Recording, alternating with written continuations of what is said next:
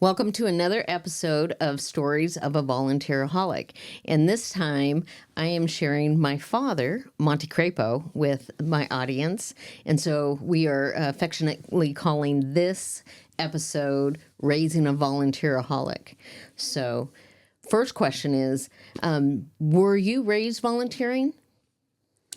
I don't think I was raised purposely for volunteering, but I grew up on a farm out in Gig Harbor. We had 20 acres, and we had neighbors that helped us, and we helped the neighbors. We had, if a neighbor had to cut their hay and get the hay in, everybody in the neighborhood chipped in and helped. And this was back, some of the people didn't even have tractors; they had horses, and we used horses to pull wagons and the rakes for the hay and things like that. So I was brought up helping neighbors. We didn't think of it as volunteering as much as just helping out.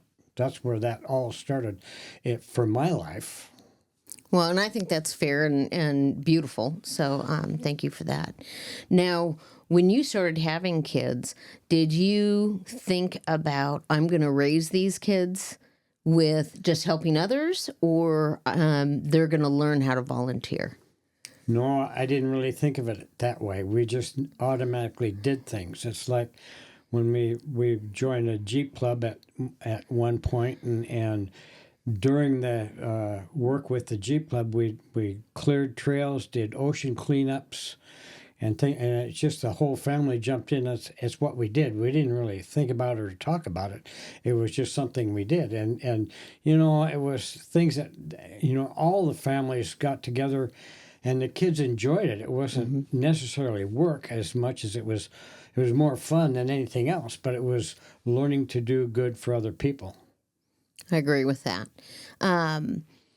Now, most people know I've written a book, Stories of Volunteeraholic, and I talk about the advice that you gave me when I went into the service around volunteering. Do you remember what that advice was?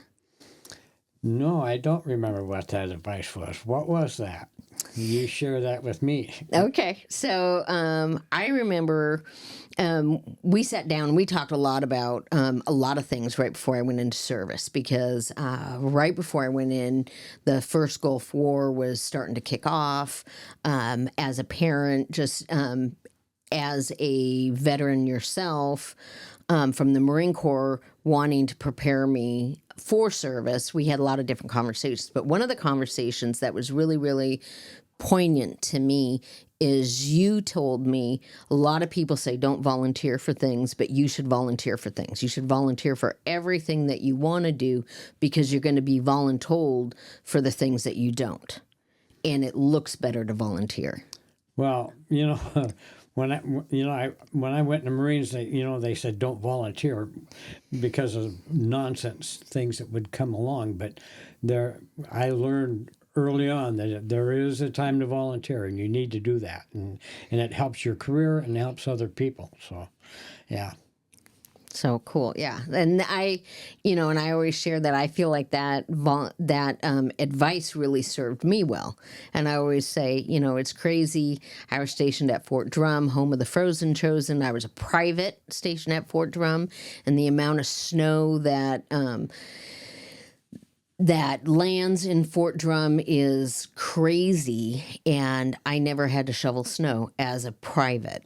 And it was because I volunteered for all these other things. And so, the guys had to do the snow shoveling and different things like that, is because they never volunteered for anything. And so I always felt like that was really good advice. But the more I share it, the more people are like, that is not what I was told. Yeah. Yeah. I've always enjoyed volunteering, because deep down I know that I'm doing some good and helping people, and that's what that's all about. And I never really thought of getting anything out of it other than a smile and a nod, and that's to me, what volunteering really is. So I agree with that. Do you have any things that, you talked about beach cleanups and some different projects. Do you have any that were like your favorite all-time ones? Oh,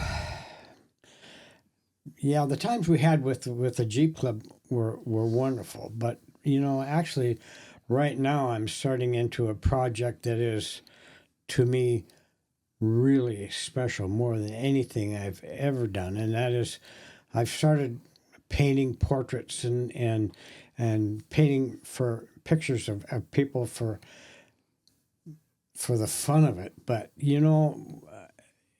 about a month ago, Amy came to me with the idea that she was going to Vancouver to help out with the opening ceremony for the Invictus games, and I got to thinking about that. We were talking, and I got to thinking about that, and I thought, it would be nice to be able to get some professional photographs to do pictures for the Invictus games. We have corporations that donate millions of dollars in many cases to different causes, and I'm sure that a lot of times they never get anything back, and it would be nice to be able to give some of these companies something back for their efforts. And what I'm doing is pretty small stuff compared to what the big companies do, but at least it's something. I agree. And I think it's beautiful. If you notice this picture that's down here, this Invictus picture is actually going to go to Boeing. I'm not sure who in Boeing, but I think I know. I reached out to the person who invited me to the Invictus games and different things like that. And it will be framed, and it will have like a plate that describes it. And I think it's the most special thing. So the painting that he did before this was also of the Invictus team, U.S. team, and it's being framed right now. And my dad wrote a note card that is so beautiful. Now, I would like to say that everybody in our family are super easy people. We're like, super flexible, sweet, sweet people. And sometimes we're not. But I will say that, the letter that my dad wrote to thank the person who is going to hopefully buy the painting at the Merging Vets and Players Gala, he wrote a thank you note for contributing to organizations that contribute to veterans. And it was so beautiful. And I was like, I shared it with my senior coordinator at work, and I'm like, it's these moments that I fall in love with my dad all over again. I'm really close to both of my parents, but I do think it's safe to say I'm a daddy's girl. What do you think? Well, yeah. I've always enjoyed having my kids and my daughter. Yeah. We do a funny joke. We play games. I go, Mom, Dad, favorite. And they just go, okay. Which I think is what you're supposed to do as a parent, But I look at volunteering, and I think, I look at the Travis Manion Foundation, and Travis went into the Marine Corps, and he asked, why are you doing that? And his comment was, well, if not me, then who? And it's like, you see a piece of paper out somewhere on the grass, and 10 or 15 people walk by it, and nobody bothers to pick it up, and all of a sudden one person goes out and picks up that paper, and it's if not me, then who's going to do it? Yes, I love that. And I think one of the things that I really enjoy about working at the Travis Manion Foundation, and this came right from Ryan Manion, is she always says everybody takes out the trash. Everybody. So it's an organization that really, really believes that we all need to do the work. And I appreciate it's part of why I love working there so much. So thank you for that memory. And I will say my dad has done a really cool picture for Ryan Manion of her, or not her, of Travis, her mom and dad. And her mom has since passed of cancer. So it's a really special picture for her. And then also one for Amy Looney. Yeah, I truly enjoy doing pictures for people. Yeah. And I think, one of the things that I also talk about in the book is you don't need a nonprofit to contribute. And I think of it just like this. Like, these are really poignant. But I also feel like it comes from the first time I really learned that is Grandma, your mom, who, when she used to crochet blankets and dolls and hats and donate like part to her church and part to the Children's Hospital. that's right. And she did that without a program, without a nonprofit, and I love the nonprofits that I'm associated with and that I support. But I also love the fact that you can have a passion project, do something that, keeps your mind square and helps you grow as a person. And it also is such a treasure gift, without concern of, an award or different things like that. And I think awards are important. I think it's really important to praise volunteers and different things like that. But I also love it when it's just for the smile, for the...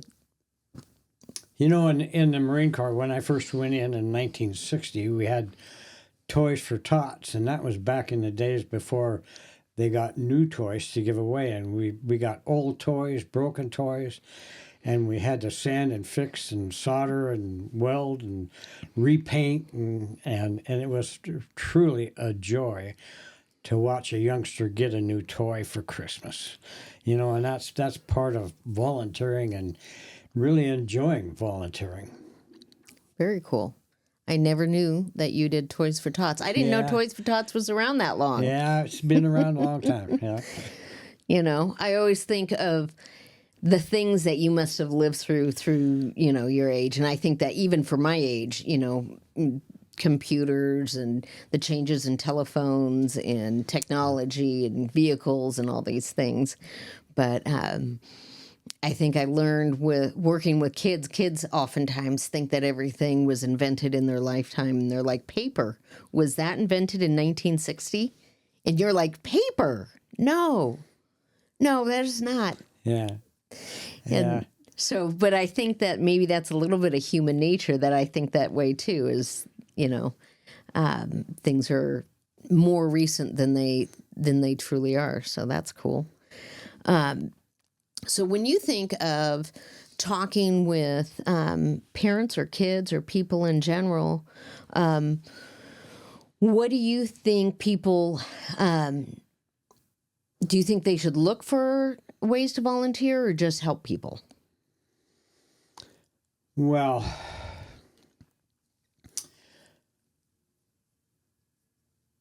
first of all, I think you got to think about helping people. You see somebody in need, and it's a good thing to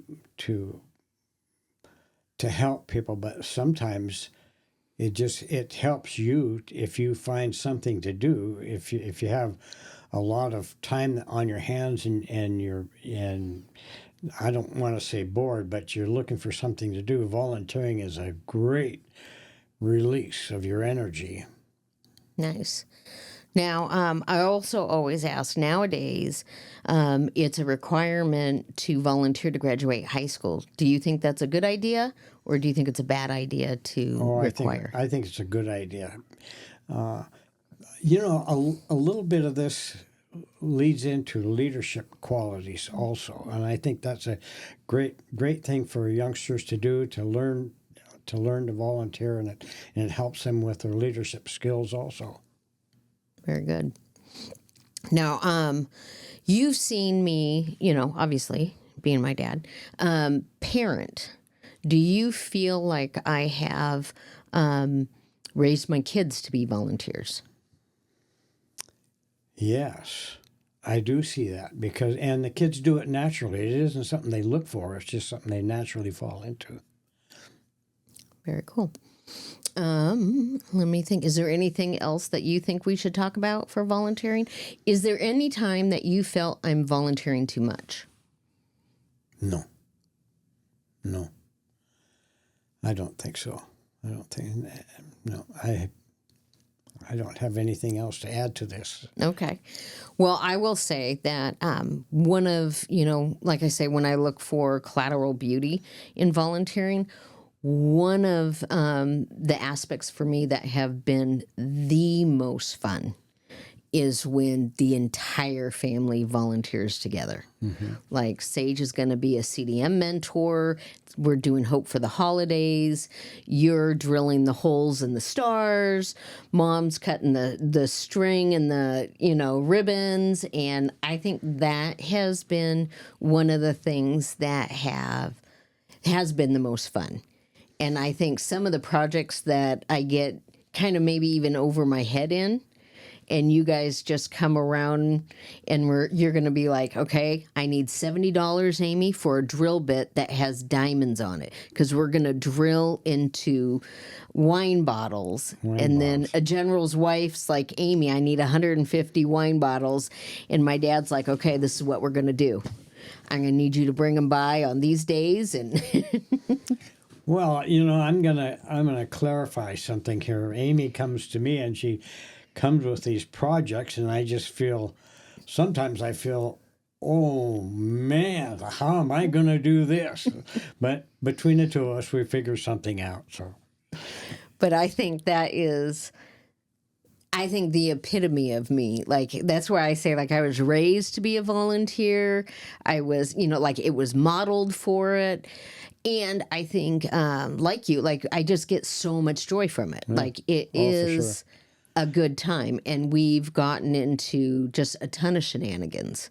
And I think the relationships that have come out of it have been really, really special and really, really great. And so thank you, Dad, if I haven't said that. You're welcome. This was a pleasure. I enjoyed this. Good. Thank you. Well, thank you, everybody, for joining me again for another episode of Stories of a Volunteeraholic. How to raise a volunteeraholic.